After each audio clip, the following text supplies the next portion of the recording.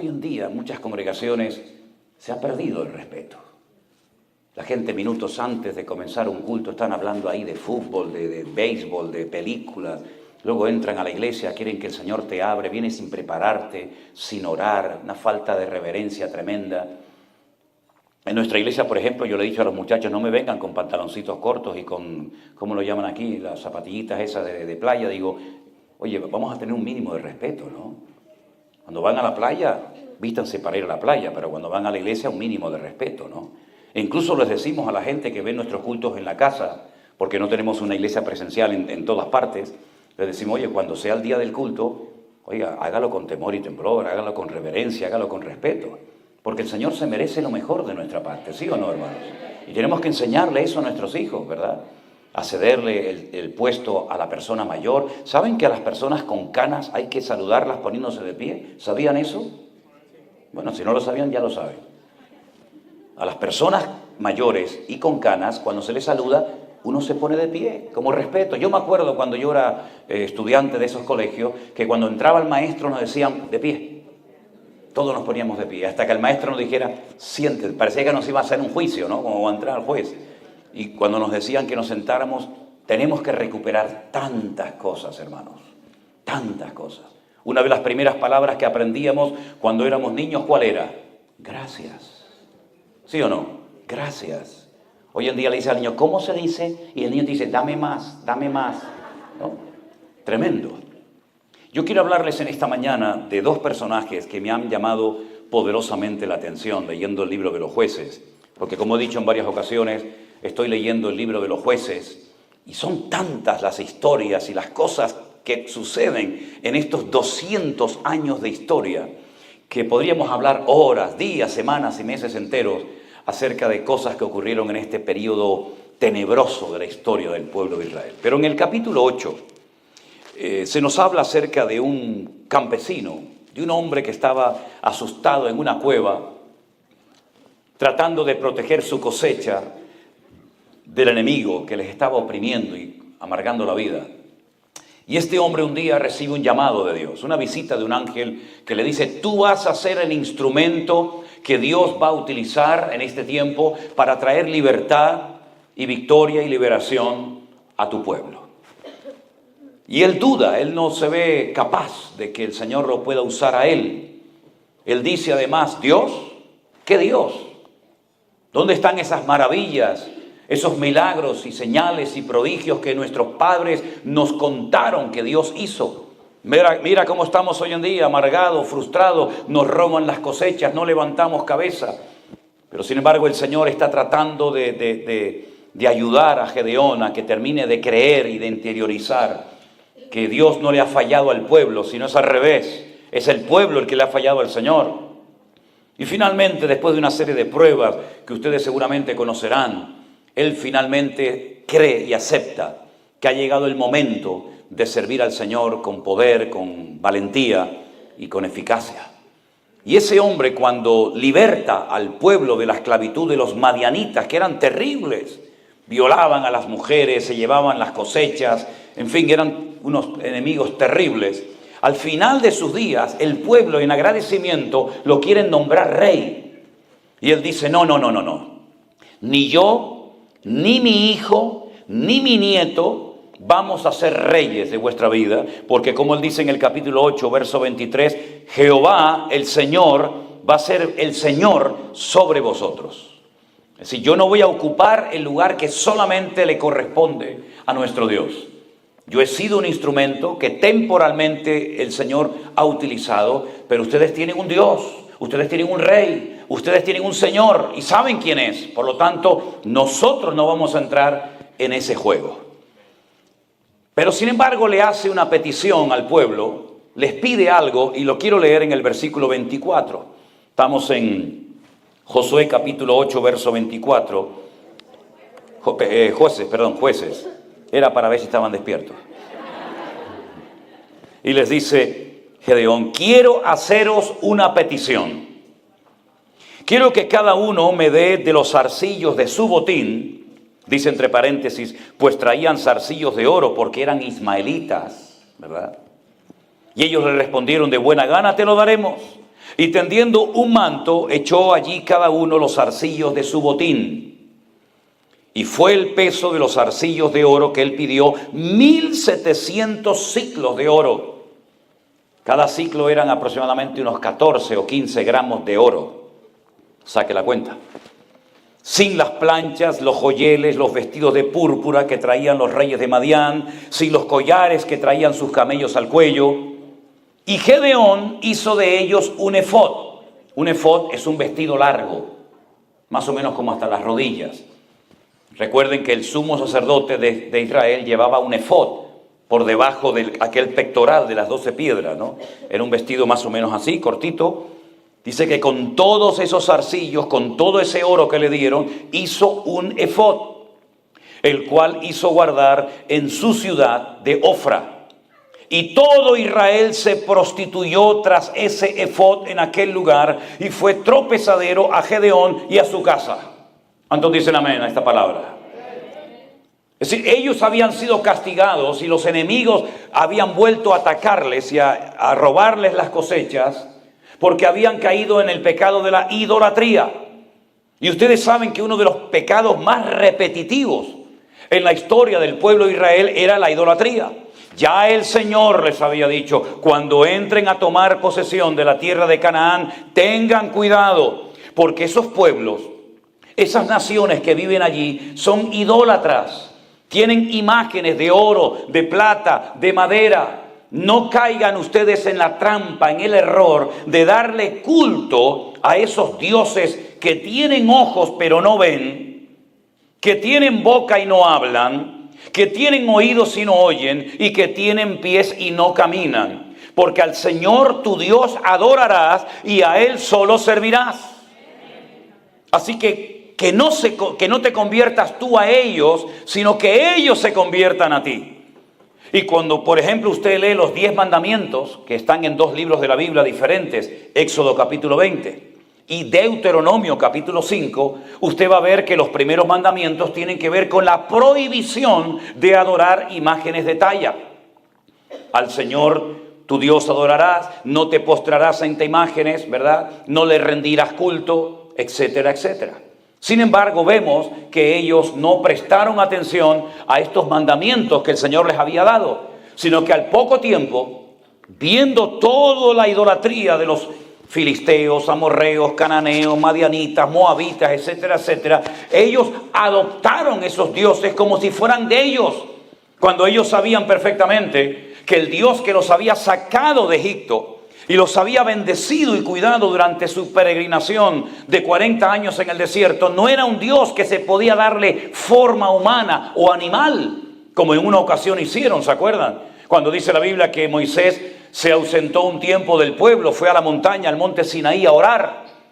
Y mientras estaba allí orando en plena comunión con el Señor durante más de 40 días, en ayuno y oración, la Biblia dice que no se les ocurre otra cosa más que hacer un becerro de oro. Y todos comenzaron a adorarlo y a danzar desnudos, ¿verdad? Como una fiesta pagana en medio del desierto. Es decir, el pueblo de Israel, los hijos de Dios, tenemos totalmente prohibido el darle culto a objetos inanimados. Y cada vez que el pueblo de Israel adoraba a uno de estos dioses, que tenía muchos nombres, Micol, Quemos, Milcón, Astaroc, Baal-Zebú, Baal-Berid y tantos, ¿verdad? Cada vez que caían en el error de caer en la idolatría, automáticamente venían serias consecuencias. O no llovía, o el enemigo venía y atacaba las poblaciones y se llevaba a las mujeres y a los niños secuestrados, o trabajaban y veían que no había fruto de su trabajo, o venían enfermedades físicas, mentales al pueblo, y un montón de consecuencias terribles. Y cuando Gedeón es llamado por Dios para libertar de la opresión al pueblo, resulta que habían caído en la idolatría. Pero cuando Gedeón logra vencer al enemigo, dice que durante 40 años, volvió la paz al pueblo. Pero esta idea de Gedeón de decir, bueno, yo no quiero que me nombren rey, no quiero que me hagan el amo y el señor de vuestras vidas, pero quiero que me recompensen, quiero que me lo agradezcan si quieren hacerlo, dándome los zarcillos de oro que le hemos quitado a los enemigos. Ellos dijeron, sí, perfecto, Tú nos has ayudado, nosotros te vamos a ayudar y a bendecir también a ti. Dice que pusieron una especie de mantos, de manteles en el suelo, y la gente iba y daba esos anillos de oro. Con ese tesoro, él hizo un efod, un vestido. Y al final, tanto él como el pueblo terminaron adorando y dándole culto a un vestido de oro. No aprendieron nada. No hay nada peor que tener poca memoria para recordar los pecados que cometimos, para no volver a cometerlos, ahora ya no por ignorancia, sino a sabiendas y con toda intencionalidad. Hermanos queridos, cuando hemos hecho algo malo en la vida y nos arrepentimos y reconocemos que no agradamos a Dios con aquella actuación, con aquella costumbre, con aquella tradición, etcétera, es para que nunca más volvamos a cometer el mismo error y pecado. Cuando el Señor Jesucristo perdonó a aquella mujer que, según los judíos, había sido sorprendida en el mismo acto de adulterio, cuando Él la perdona, Él le dice: vete y no peques más. No vuelvas otra vez a lo mismo, porque yo te he limpiado, yo te he perdonado y te estoy dando otra oportunidad. Pero no vuelvas otra vez a enredarte, como dice la Biblia, el perro que vuelva al vómito, sino mantente firme en victoria, porque ya has aprendido la lección. Cuando el Señor perdonó a Pedro de haberle negado 3 veces, pues no era para que lo volviera a hacer. Cuando Judas dudó de la resurrección del Maestro y lo perdonó y le demostró que verdaderamente estaba vivo, no es para que volviera al poco tiempo a volver a dudar del Señor. Es decir, si el Señor te ha perdonado algo y has sido libertado de lo que tú quieras, llámese droga, llámese pornografía, llámese alcohol, llámese lo que sea, no vuelvas otra vez atrás a enredarte, porque la Biblia dice que ninguno que milita se enreda otra vez en los negocios, en el estilo de vida del mundo. ¿Cómo pueden terminar adorando a un vestido? ¿Qué más da si el vestido es de oro, de plata, de diamantes? ¿Qué más da? Ellos sabían que por haber adorado a quien no tenían que haber adorado, los madianitas les oprimieron durante muchísimo tiempo. Y ahora que son libres, vuelven otra vez a las andadas, vuelven otra vez a cometer los mismos errores y pecados. Y la palabra de Dios dice que fue ese vestido, a mala hora lo hicieron, un tropiezo para todo el pueblo de Israel. Que Dios abra nuestros ojos y no tengamos la memoria tan corta, porque a veces me llama la atención que hay creyentes que recuerdan lo que no tenían que recordar. Y de lo que sí tienen que acordarse y recordar lo olvidan. Así que, mis queridos hermanos, me llamó mucho la atención. Este hombre recibió una fortuna en zarcillos de oro. Y en vez de con ese dinero, pues estar tranquilo el resto de sus días, lo que hace es mandar a hacer un vestido de oro que al final la gente termina adorándolo. Y yo quiero, basándome en este error terrible que cometió Gedeón, hacerles varias preguntas. ¿Qué estás haciendo con lo que Dios te ha dado? Porque me imagino que ustedes como creyentes tienen que saber ya a estas alturas que todo lo que tenemos nos lo ha dado el Señor. No vamos a ser tan arrogantes, soberbios y orgullosos de creer que ha sido mi fuerza, mi poder, mi sabiduría, mi sudor y mi trabajo el que me ha permitido llegar hasta este nivel. Tú has llegado hasta aquí porque Dios ha tenido gracia y misericordia contigo. Porque si no hubiera sido por Dios, capaz que ya estarías muerto hace muchos años, querido. ¿Qué estás haciendo con lo que Dios te ha dado? ¿Qué mentalidad tienes? ¿Con qué mentalidad te mueves? ¿Con una mentalidad de un sabio y fiel administrador de los bienes temporales que el Señor te ha dado? ¿O con una mentalidad de dueño, de propietario? Esto es mío y solamente mío. La Biblia nos enseña que no solamente todo es del Señor, sino que somos administradores. Como diría el texto original, ecónomos. ¿Qué era un ecónomo? Era un esclavo que había tenido la bendición, digamos la suerte, el privilegio, de que su amo le dio como administrador todas sus posesiones para que éste cuidara de ellas. Tal vez el ecónomo, el administrador más conocido de la Biblia, sin lugar a dudas, fue José. Era un esclavo, pero un esclavo a otro nivel. No era el esclavo de esclavos que estaba para limpiar los pies y para hacer las peores funciones o labores del hogar, sino que era un ecónomo, uno que administraba los bienes de su amo Potifar. Dice que puso todo bajo su protección, bajo su cuidado, menos el pan del que comía. ¿Qué significa eso? Menos mi mujer. Así es un eufemismo, es una forma de decir, todo está bajo tu protección, tú eres el que lo administras, recordando que no son tuyas las fincas, los terrenos, las vacas, el dinero, etcétera, sino que tú eres una persona que me administra mis cosas, ¿verdad? Eres como mi hombre de confianza, mi mano derecha, menos mi mujer, menos el pan del cual como. Y él fue un administrador, y Pablo utiliza esa palabra en el Nuevo Testamento para decirnos que cuando Dios nos da algo tenemos que tener la mentalidad de ser administradores. ¿Qué quieres, Señor, que haga con lo que tú me has dado? ¿Tenemos un corazón generoso o somos avaros? Ustedes saben que los seres humanos, la inmensa mayoría, nacen con el puño cerrado. Los niños nacen con las manitas cerradas. Y muchos viven con la manita cerrada y mueren con la manita cerrada. ¿Por qué? Porque creen que lo que tienen es de ellos. No son solidarios, no tienen un corazón generoso, les da igual ver la necesidad de otra persona, yo y nada más que yo. Son egocéntricos, ellos son el centro del universo. Y la Biblia nos enseña que tenemos que ser cristocéntricos. Nuestra vida gira en torno al Señor como un satélite, ¿verdad? Como el planeta Tierra que gira alrededor del Sol. Si el Señor fuera el Sol que se compara, dice yo soy el Sol de justicia, somos nosotros los que giramos en torno al Señor y le decimos al Señor, Señor, ¿qué quieres que haga? ¿Cómo puedo servirte? No solamente se sirve al Señor desde un púlpito con un micrófono en la mano como pastor o predicador predicando la palabra. Esa es una forma de servir al Señor. Pero otra forma también es orando por las personas que van a un lugar a predicar la palabra del Señor. Que Dios les dé fuerza, que Dios les dé sabiduría, que el Señor los proteja, que guarde su salida y su entrada. Otra forma es ayudando, ¿verdad?, a que se hagan eventos, comprando Biblias, comprando libros, financiando a una persona que le hubiera gustado aquí pero no podía venir y tú te enteraste y le dijiste, bueno hermana, yo te voy a pagar para que tú puedas viajar. Es decir, ser solidarios, no ser egoístas, avaros. Eso es lo que dice la palabra del Señor. ¿Cómo estamos utilizando lo que Dios nos ha dado? Tenemos una visión amplia del cuerpo de Cristo, como ayer cuando tuvimos una reunión fundamentalmente para los miembros de la iglesia, ¿no? No habían visitas, era algo, digamos, más casero. Yo le dije, hermanos, tenemos que tener una visión de cuerpo, una visión amplia, no solamente mirar lo que a mí me hace falta, sino también mirar más allá de nuestras fronteras, mirar más allá de nuestros templos. Y tener esa visión amplia.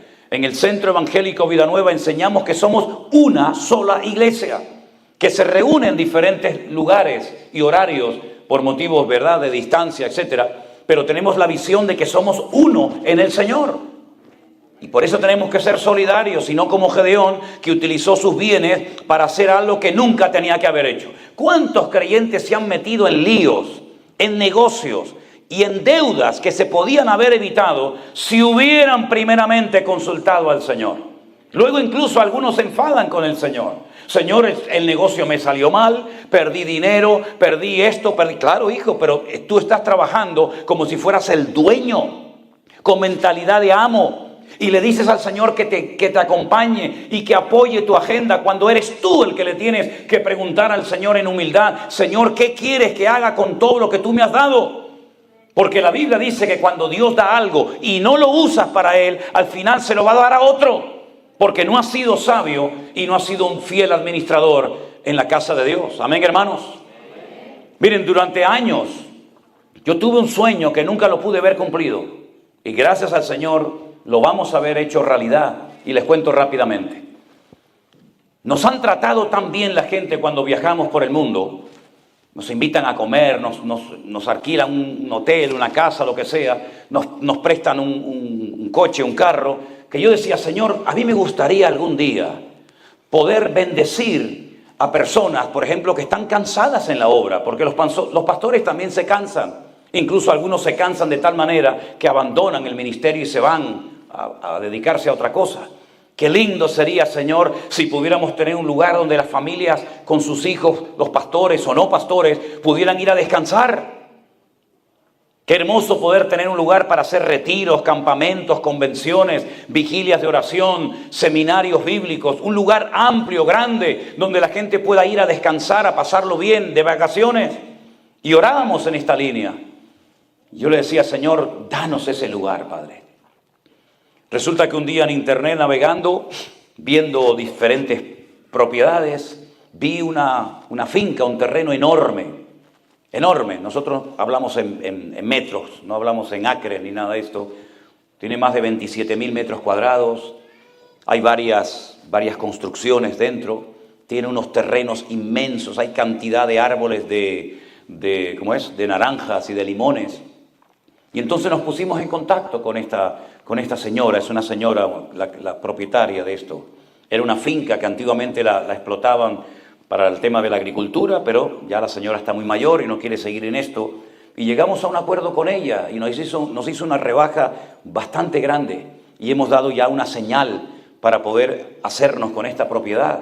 Y entonces les quiero compartir esto, ¿por qué? Porque en esa propiedad, cuando el Señor no nos permita adquirirla, Dios mediante para el mes de mayo, tal vez junio, vamos a tener que comprar un montón de toallas y sábanas y mantas y colchones y tenedores y cuchillos y montones de cosas para que cuando la gente venga, cuando los jóvenes vengan, las familias vayan allí a hacer alguna actividad de vacaciones, pues puedan tener un lugar, ¿verdad? Y que tenga usted su toalla, su manta, su colchón, su almohada o todo lo que sea. Ahí hay una oportunidad para apoyar este evento, este proyecto. También una de las cosas que necesitaremos son personas que quieran venir a ayudar, a limpiar, a pintar, a cortar árboles, a poner todo aquello decente. Ya tenemos una pequeña lista de hombres y de mujeres que me dicen, hermanos, nosotros vamos, ayudamos a pintar, a arreglar. Es decir, cuando alguien está aburrido en las cosas del Señor, es porque a lo mejor no le han abierto los ojos y le han indicado que la obra del Señor necesita de obreros, de hombres y mujeres que sin protagonismo, sin esperar nada a cambio, están dispuestos a invertir de su tiempo, de sus recursos, de sus bienes materiales para bendecir la obra del Señor. Se preguntarán algunos, porque yo ya llevo mucho tiempo en esto y ya soy muy mayor. Y sé que a veces la gente dirá, ¿y esa propiedad va a estar a nombre de usted, Pastor Manuel Sierra? No, señor. No, porque no es mi propiedad. Esa propiedad va a estar a nombre del Centro Evangélico Vida Nueva. Porque Manolo Sierra, cuando se muera, se murió, pero la obra del Señor sigue adelante. Así que no es mía, es de la obra del Señor y de usted también, mi hermano. Esa propiedad será de los hermanos de Las Vegas. Y será de los hermanos de Alicante, y será de los hermanos de Madrid, y será de los hermanos de San Francisco. Es una propiedad que es para la obra del Señor. Y si usted el día de mañana quiere ir a verla, pues nos llama, se pone en contacto con nosotros y le diremos, pues mire, estas fechas están libres para que usted pueda venir a trabajar, a limpiar, a lo que sea. Pero esa es la mentalidad que queremos tener. Todos los recursos que Dios ponga en nuestras manos son para invertirlos sabiamente en lo que merece la pena, en la obra del Señor. Y no estoy aquí pidiendo dinero, Yo no me dedico a esto, ni creo que nunca lo haga, Dios me libre. Pero si alguien busca la oportunidad de decir, oye, ¿qué hago? Bueno, si quiere, yo le oriento y yo le ayudo, ¿verdad? Ahora, si no quiere, no pasa nada. Si no entra por un lado, entrará por otro. Ya el Señor nos tiene acostumbrados que cuando entramos en nuestras habitaciones y nos ponemos de rodillas y oramos al Señor, el Señor manda a los cuervos con carne y con pan en los picos y nos trae la comida que a lo mejor el otro no quería traernos. Por cierto, anoche cuando me fui, le dije, póngame algo de comida, porque yo no sé, antes de predicar, y además estoy muy mal del estómago últimamente, póngame, y me pusieron 500 pastelitos de dulce, ¿no? Gracias, pero está bien. Cuando se muere, o antes de morirse Gedeón, fíjense a lo que se dedicó. Déjenme que les lea el texto bíblico. Así fue subyugado Madián delante de los hijos de Israel. Nunca más volvió a levantar cabeza. Al enemigo tienes que cortarle la cabeza, espiritualmente hablando me refiero. No lo dejes medio vivo. No es como aquel que me dijo, yo quiero dejar de fumar. Bueno, gloria a Dios, está bien, hermano. Pero por si acaso tengo en la mesita de noche un paquete, por si me entran ganas, digo, entonces no le estás cortando la cabeza, hermano. lo está dejando medio vivo. Si David solamente hirió al gigante Goliat y no termina con él, a la semana Goliat se levanta y está otra vez creando líos y problemas en el pueblo de Israel. Así que no dejes la droga medio viva, media muerta, el alcohol o lo que sea, sino acaba 100%. La batalla fue hasta que se obtuvo una victoria completa. El pueblo reposó 40 años y entonces Gedeón, en el versículo 30, dice que tuvo 70 hijos. Tenía mucho tiempo libre el hombre, ¿no? No había televisión, no había internet. ¿Qué vamos a hacer? 70 hijos que constituyeron su descendencia y tuvo muchas mujeres el hombre. 70 hijos, muchas mujeres. Pero además de las muchas mujeres que tenía, también tuvo una concubina. Perdonen la expresión si se ofenden. Discúlpenme, yo hablo castellano. Hablo español de España y así hablamos allá. Una querida. ¿Se entendió? ¿Se ofendió? No. Entonces sigo adelante. Tuvo una querida, que la Biblia llama concubina, pero era, usted sabe lo que era. Aparte de las que ya tenía, no estaba contento con las que tenía, quería más. Y estaba esa concubina en Siquén. Siquén hoy en día se llama Nablus. Es un sitio muy peligroso de Israel. Allí nunca se entra para nada. Siquén era la capital de Samaria. Allí está el pozo, todavía está el pozo de la Samaritana donde Jesús se sentó a hablar con ella. Allí está enterrado José, pero lamentablemente es un lugar muy peligroso que nunca vamos. Allí en Siquén vivía esta señora y quedó embarazada y le pusieron al niño que nació de Gedeón y de la concubina un nombre precioso, Abimelech. Abí significa mi padre, Melech en hebreo significa Dios, rey. Mi padre es rey. Él había dicho que no quería que lo nombraran rey, pero al niño le ponen mi papá, mi padre es rey. Este muchacho fue una persona terrible en la historia del pueblo de Israel en aquel tiempo. Tenía un nombre muy bonito, pero su personalidad era terrible. No hizo honor al nombre tan hermoso que tenía. Este muchacho llamado Abimelech, ahora vamos a ver lo que hizo, pero dice que Gedeón por fin murió, en buena vejez, fue sepultado, pero aconteció, verso 33, que cuando murió Gedeón, los hijos de Israel volvieron a prostituirse yendo tras los Baales y escogieron a Baal Berit. La palabra Baal en hebreo significa Señor, pero no el Señor del cielo. Señor del cielo sería Adonai. Las esposas llamaban a sus hijos, a sus maridos Señor, y la palabra es Baal. Si quieres decir mi Señor, tienes que decir Baalí. Así que Baal era llamado este Dios, pero era el Señor Berit. La palabra Berit significa pacto. Vamos a adorar al Señor, al Dios del pacto. ¿Cómo que vamos a adorar al Dios del pacto si nosotros tenemos un pacto hecho con nuestro Dios, el creador del cielo y de la tierra? Pero ahora ustedes le van a dar culto a una estatua, a una imagen que le han llamado, terrible, el Señor del pacto. Luego ustedes van a pactar con una imagen, ustedes van a venderse y a prostituirse, como dice el texto que hemos leído, a una imagen. Es terrible. Ustedes en vez de adorar a Dios están adorando a creaciones hechas por las manos del hombre, porque eso es la idolatría.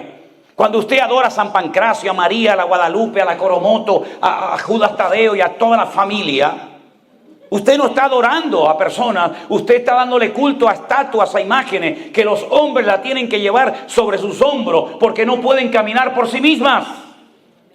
Yo no sé aquí en Estados Unidos, pero yo vengo de un país tremendamente religioso, donde todos los años, por ejemplo en la época generalmente de Semana Santa, ahora será a finales de marzo, vas a ver por todas las ciudades y pueblos grandes y pequeños de España a gente cargando los ídolos y van debajo de unos tronos que los levantan porque pesan una barbaridad. Yo siempre me río y le digo, pero querido, la rueda ya se inventó hace siglos.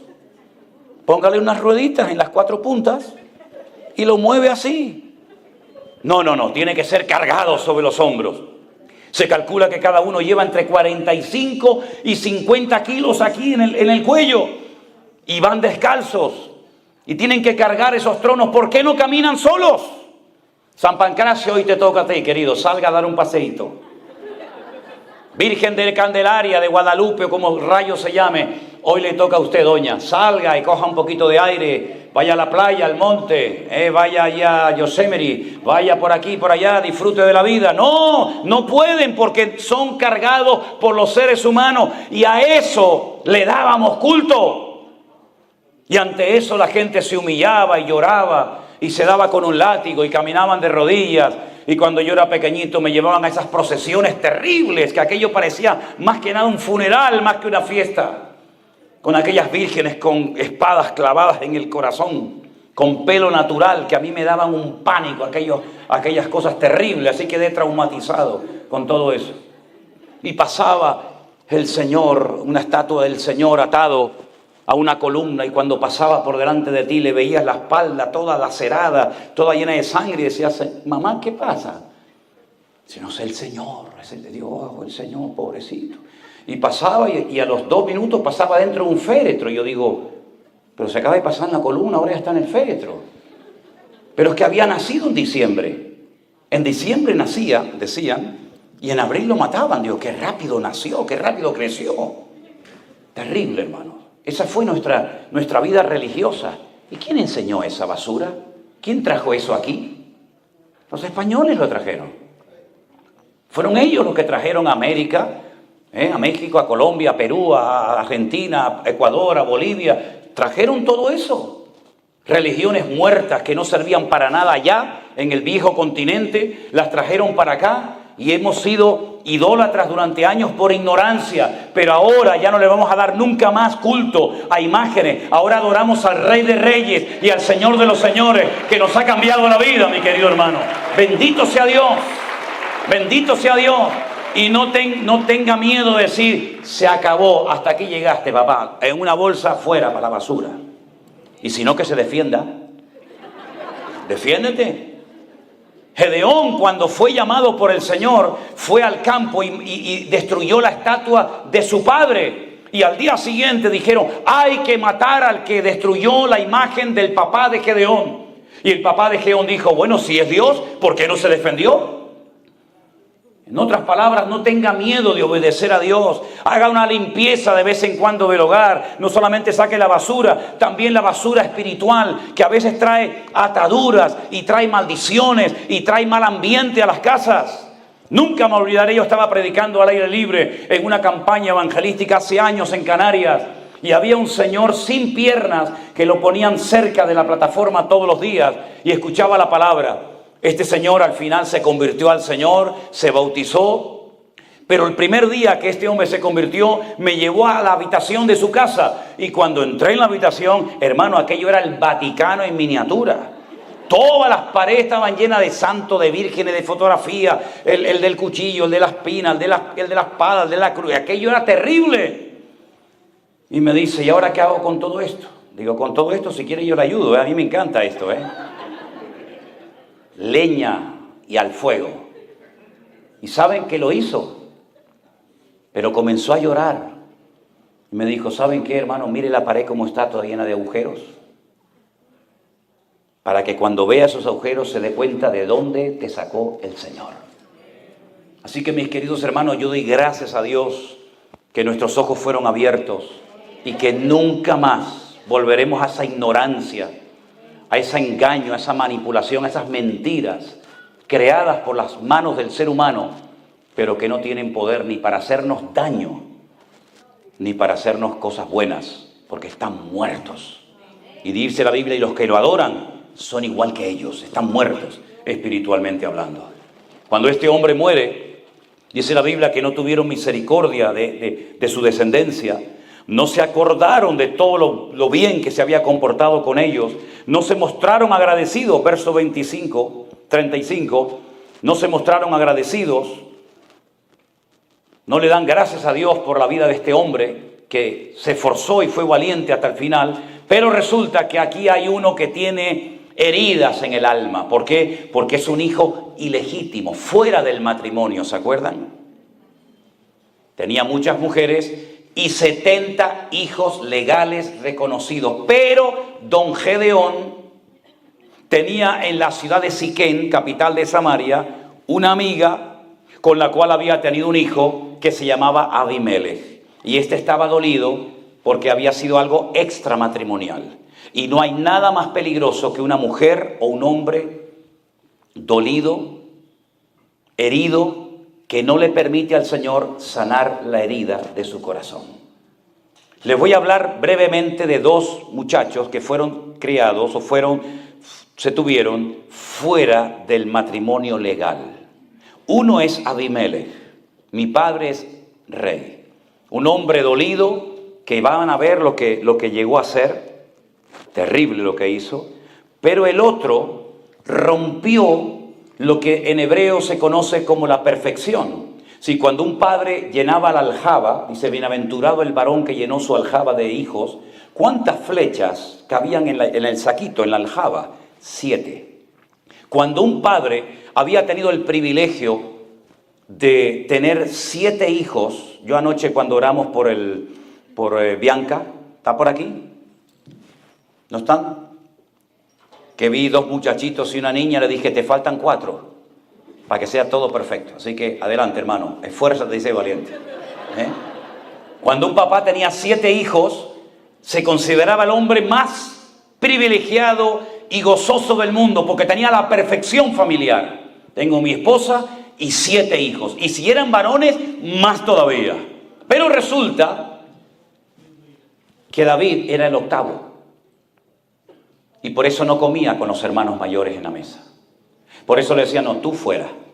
Tú vete al monte a cuidar las ovejas de papá y allí te buscas la vida. Si comes, me da igual. Si bebes, me da igual. Si te ataca un oso o un león, allá tú. Pero aquí comemos los legítimos. Y tú afuera.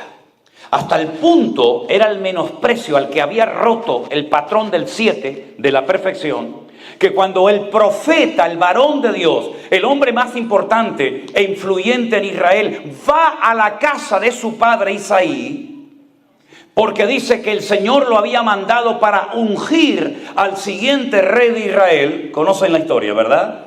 Dice la Biblia que Samuel va a ungir al primogénito. ¿Por qué? Porque la palabra primogénito en hebreo es Bejor.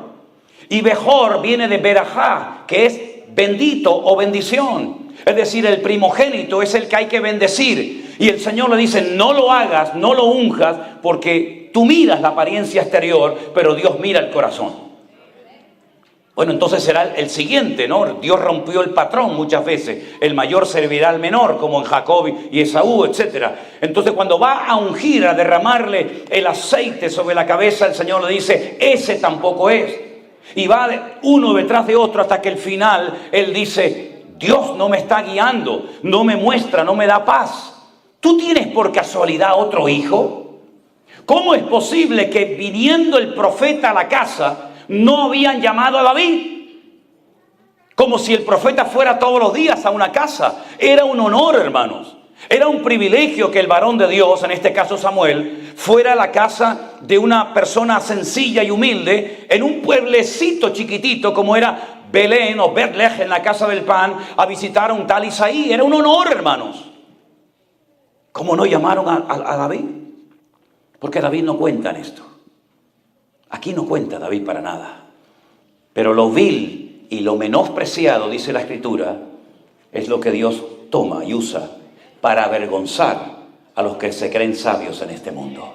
Y dice Samuel, no nos vamos a sentar a la mesa, ni aquí va a comer nadie hasta que llamemos a David. Y entonces ahí ya lo llamaron.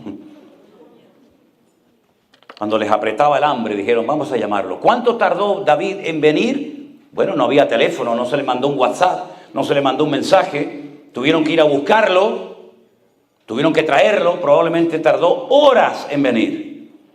La cuestión está en que el más pequeño, el que rompió el patrón, la perfección del 7, cuando entra, el Señor le dice, ese es, estás delante de mi ungido, levántalo porque es un hombre cerca de mi corazón y fiel y hará todo lo que yo le mande. Fíjense los dos extramatrimoniales, David y Abimelech. David se dejó tratar por el Señor. Era el octavo, no se contaba con él. Sus hermanos lo menospreciaron. Su padre ni lo llamó a la comida, pero se dejó tratar por el Señor. Y no fue un hombre dolido, no fue un hombre amargado, no fue un hombre, digamos, con ese dolor, esa espina clavada en el corazón, sino que llegó a transformarse de tal manera que el Señor dijo: el hombre más cerca de mi corazón es este muchacho.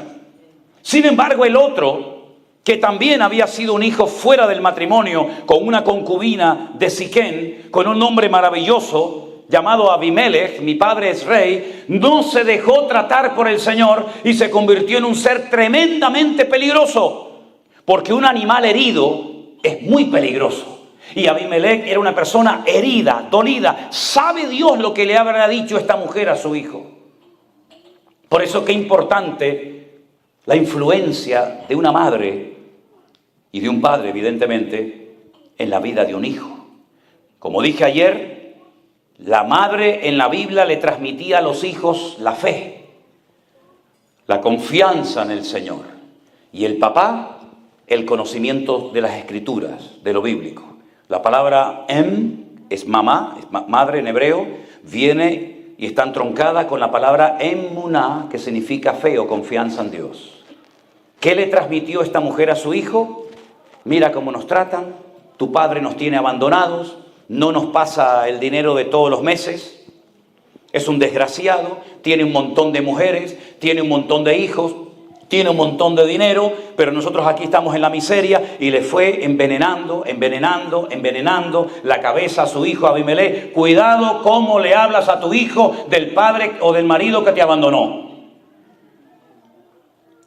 No le transmitas tu odio, no le transmitas tu venganza, no le transmitas tu herida a tu hijo, porque lo vas a torcer, y el árbol torcido se endereza de pequeño. Cuando es grande ya no se puede enderezar. Sobre toda cosa guardada, dice la Biblia, guarda tu corazón. Tus heridas son tus heridas. No tienen por qué ser las heridas de tus hijos, ni la de tus nietos, ni la de tu familia. Cuidado cómo le hablas, ¿verdad?, de lo que pasó, sea papá o sea mamá. Porque Abimelech fue una persona que creció con odio, con amargura, con resentimiento. ¿Sabes lo que hizo cuando pudo hacerlo? Te lo voy a leer.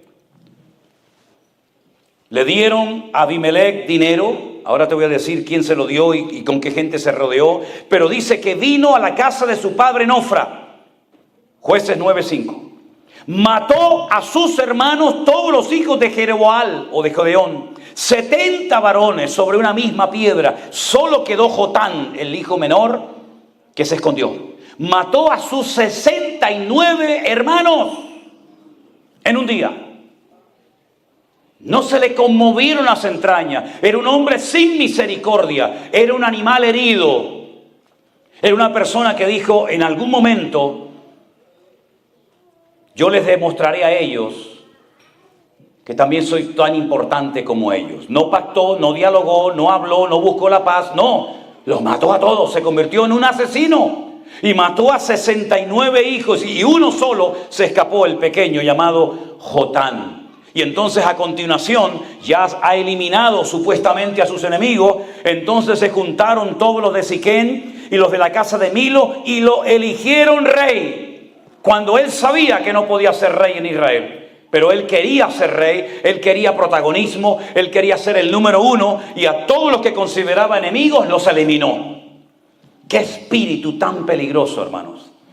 Cuando hay gente que ve enemigos por todas partes. Cuando ve esa gente que le da rienda suelta a su imaginación. Y ¿saben una de las peores cosas que hay en la vida de un hombre o de una mujer? Que te convierte en un esclavo y en una persona amargada. ¿Lo quieren saber? ¿Lo quieren saber o no? Los celos. Una mujer celosa es un infierno. Un hombre celoso y posesivo es un infierno vivir con esa persona. Porque se imagina cosas, piensa cosas, incluso dice que ve hasta cosas que no existen, pero que para él o para ella son reales. Así era Abimelech, un celoso, un envidioso, un amargado, y en cuanto tiene la capacidad de hacerlo, mata a todos sus hermanos y se deja proclamar rey. Eso es lo que él en el fondo quería, protagonismo. Él no se dejó tratar como David se dejó tratar. A pesar de que sus hermanos lo menospreciaban, este no se dejó tratar, al contrario, se fue llenando de veneno y de odio y de amargura y de venganza, hasta que llega y ejecuta su plan diabólico de eliminar a sus hermanos. No tuvo compasión ni misericordia de nadie. Al final, podríamos hablar horas de este personaje siniestro. Al final, lo que empieza mal, termina mal. Al final muere un día cuando alguien le tira una piedra desde un edificio, una muralla, le parten el cráneo, luego, en fin, todos conocemos el resto de la historia. Pero déjeme para concluir, ¿de quién se rodeó este hombre? Si a sus hermanos no los quería y los mató, ¿quién apoyó a este muchacho? ¿Quién ayudó a este Abimelech, este personaje siniestro?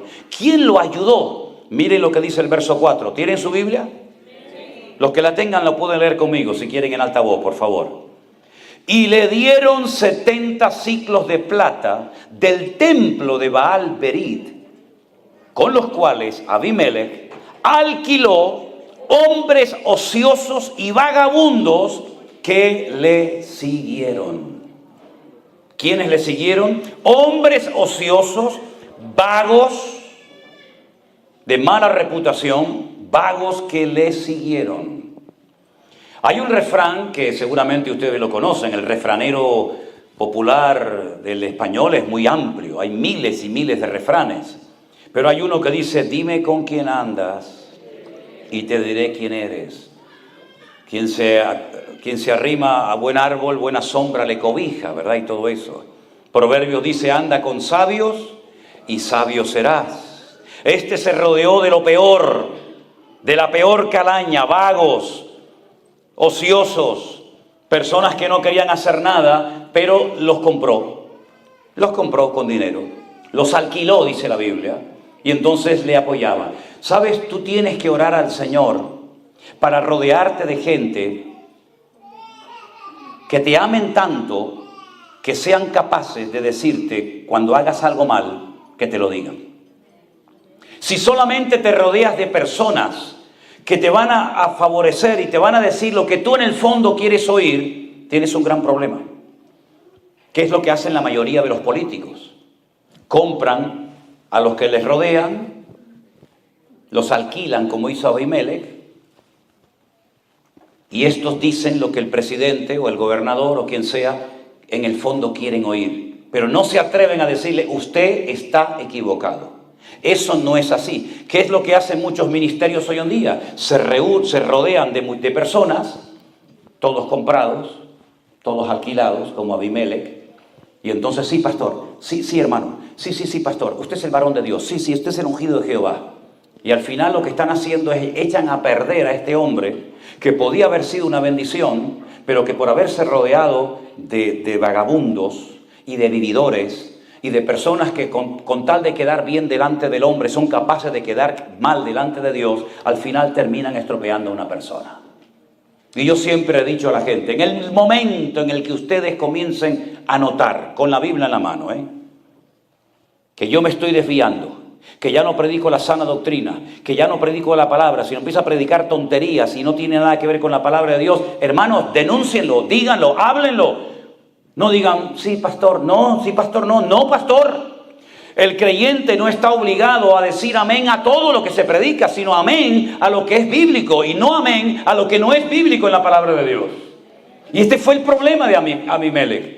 Un muchacho resentido, amargado, frustrado, lleno de odio, lleno de amargura en su corazón, lleno de celos, que mata a quien no tenía que haber matado. Se rodea de quien nunca tenía que haberse rodeado y finalmente se convierte en un rey que ni era nada, porque empezó mal y terminó mal. Que Dios guarde nuestras vidas, mis queridos hermanos, de cometer los mismos errores, porque si usted ha notado, en la Biblia no se ocultan los errores ni los pecados de los hombres de Dios. No solamente encontramos lo bonito que hizo David, también lo feo, Y no solamente vemos los milagros y las maravillas que hizo Gedeón, sino también los errores que cometió. Y la pregunta es: ¿por qué la Biblia no ocultó lo malo? ¿Por qué no se contó? ¿Por qué no se relató solamente lo bueno? Bueno, primeramente para que no tengamos un concepto distorsionado de esos personajes de la Biblia. Porque Santiago en su epístola, casi al final del Nuevo Testamento, dice que Elías, fíjense de quién estamos hablando, Elías, dice, era un hombre sujeto a pasiones semejantes a las nuestras. Es decir, era un hombre exactamente igual que nosotros, pero cuando oraba, cuando ministraba, cuando el Señor lo usaba, era una bendición tremenda. Pero era exactamente igual que nosotros.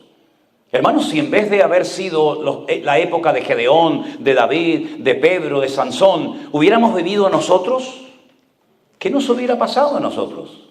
A lo mejor nos hubiera hablado de los pecados de Gedeón, o de los pecados de David, o de los pecados de Salomón. Tal vez se hubieran hablado de nuestros pecados, ¿no les parece? Así que ninguno de nosotros estamos exentos de cometer los mismos errores, los mismos tropiezos y los mismos pecados que ellos cometieron. Con estos dos personajes, Gedeón y con Abimelech, creo que tenemos material e información más que suficiente para saber cómo tenemos que vivir decentemente y con orden.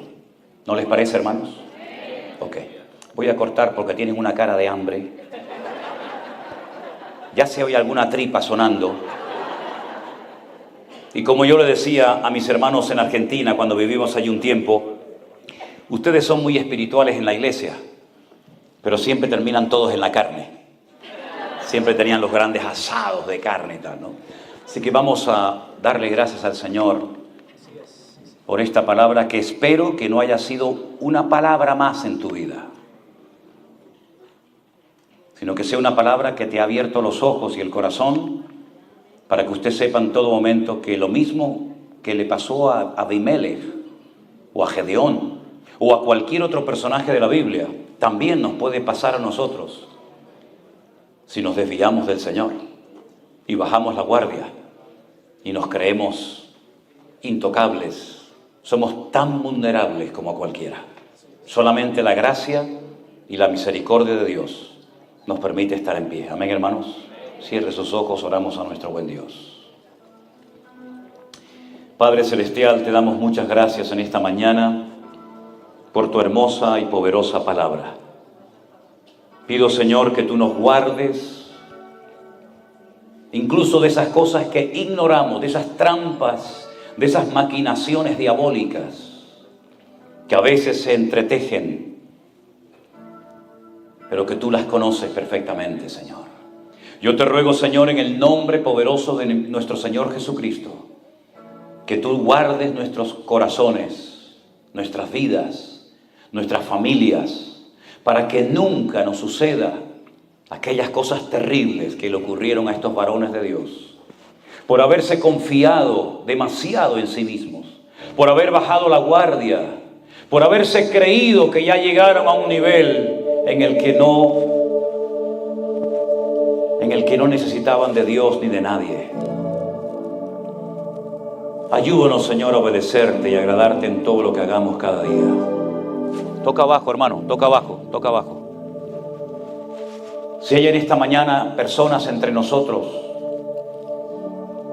que han reconocido cuando han escuchado esta palabra que estás jugando con fuego, eres creyente pero a veces se te van los ojos, eres creyente pero tu corazón no está 100% alineado con el de Dios. Dios te está llamando en esta mañana a acercarte a su presencia. Joven, no juegues con el pecado porque el pecado te va a destrozar. Hermanos queridos, lo que usted no domina, lo que usted no controla, le termina controlando y dominando a usted. No diga esa frase, no, cuando yo quiero lo dejo. No crean eso, hermano. No es con fuerza de voluntad, no es con buenas intenciones, es la santidad de Dios lo que nos mantiene en pie. Y en el momento en el que nuestra vida ya no es santa, tú eres exactamente igual de vulnerable que lo fue Sansón, David y otros personajes de la Biblia. Así que tómense bien en serio su comunión, su relación con el Señor. No dejes que nada ni nadie se interponga en tu relación con el Señor. Porque sería una tragedia y una lástima muy grande haberte visto servir al Señor, haber adorado al Señor y al final terminar tus días sin la gloria, sin la presencia, sin la bendición de Dios. Abimelech tuvo sus días de gloria, creía que ya lo había alcanzado todo y sus días terminaron muy, pero que muy mal, hermanos. Porque no tenía en su vida el favor y el respaldo de Dios. Busca siempre que lo que hagas y lo que digas cuente con el aval, con el favor de Dios. Porque de lo contrario, lo que sirves, en lo que crees servir, como dice la Escritura, será heno, madera y hojarasca, que el fuego de la prueba vendrá y lo destruirá todo completamente. Tenemos que edificar nuestras vidas sobre la roca que es Cristo Jesús, porque nadie puede poner otro fundamento que el que está puesto, el cual es Jesucristo. Que tus obras, tus alabanzas, tu ministerio, tus canciones, tu vida sea piedras preciosas para Dios, sea fuego, sean cosas que permanecen a pesar del fuego de la prueba y puedas mantenerte en pie en el nombre del Señor. Estamos viviendo tiempos difíciles, tiempos peligrosos y vamos a ser sacudidos en muchas maneras. No quiten su mirada del Señor. Confía en Él y Él hará. Gracias, Padre, por tu misericordia. Gracias, Señor, por tu paciencia. Bendice a todos y a cada uno de mis hermanos en esta mañana. Y si usted en esta mañana está al lado de su hijo, de su hija, su esposa, su marido, algún familiar, oren juntos en este momento al Señor. No hay prisa, si no comemos no pasa nada. La comida es secundario.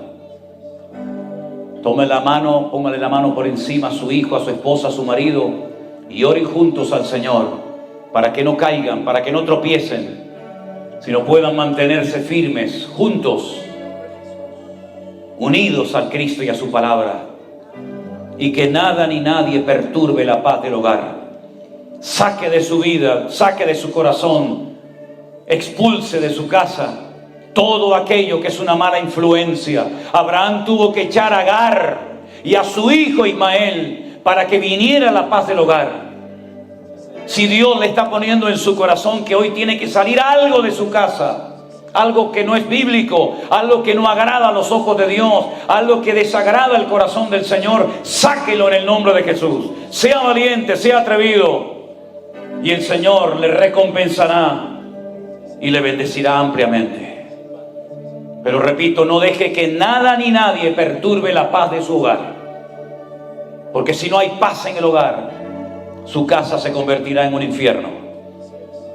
Nada más lejos de lo que Dios quiere para nosotros. Guarda las familias aquí representadas, Padre mío. Guarda a nuestros hijos, nuestros nietos, los maridos, las esposas. Oh Señor, esos hijos descarriados, que vuelvan a tu redil, que vuelvan a tu palabra, que vuelvan a tu corazón. Y ayúdanos, Señor, a mantenernos firmes en santidad, como luz del mundo, como sal de la tierra, Señor Jesús. Gracias te damos por este día donde tú nos estás hablando y tratando, Señor. En el nombre de tu amado Hijo Jesús. Amén y amén. Gloria a Dios. Fuerte ese aplauso al Señor y a su palabra. A Él la gloria. Amén.